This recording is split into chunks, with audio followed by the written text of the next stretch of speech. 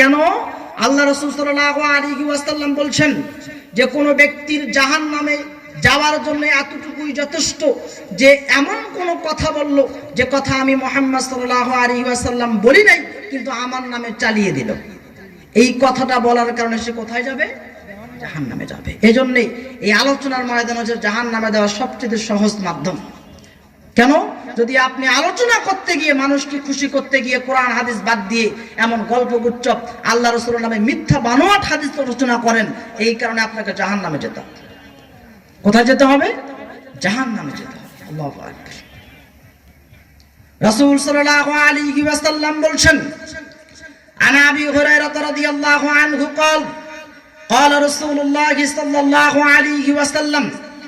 আবু হুরায়রা রাদিয়াল্লাহু তাআলা আনহু হতে বর্ণিত, তিনি বলেন রাসূল সাল্লাল্লাহু আলাইহি ওয়াসাল্লাম বলেছেন, মান সুইলা আন ইলমিন আলিমাহু, যে ব্যক্তিকে তার অবগত বিদ্যা সম্পর্কে, অবগত জ্ঞান সম্পর্কে জিজ্ঞাসা করা হলো, প্রশ্ন করা হলো, সুম্মা কাতামাহু, অথচ সে তা গোপন করলো। বোঝেন, আপনি আপনার হুজুরকে প্রশ্ন করলেন, হুজুর এটা করা যাবে কি না?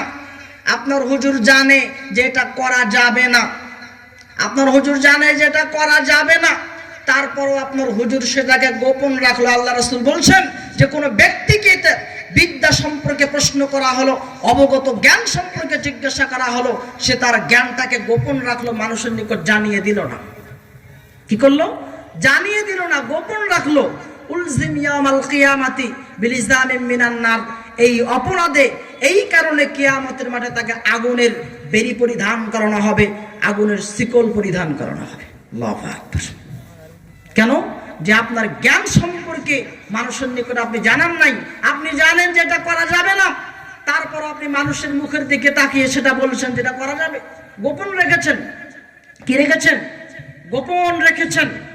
বিদ্যা সম্পর্কে জিজ্ঞাসা করা হয়েছে, আপনি জানার পরও বলেছেন যে এটা করা যাবে। এই জন্য আপনাকে কি করা হবে? কিয়ামতের মাঠে আগুনের বেরি পরিধান করানো হবে। এখন আসেন, যে কোন ব্যক্তি যদি প্রশ্ন করে, জিজ্ঞাসা করে, তার হুকুমটা কি? সালাফরা কি করতেন?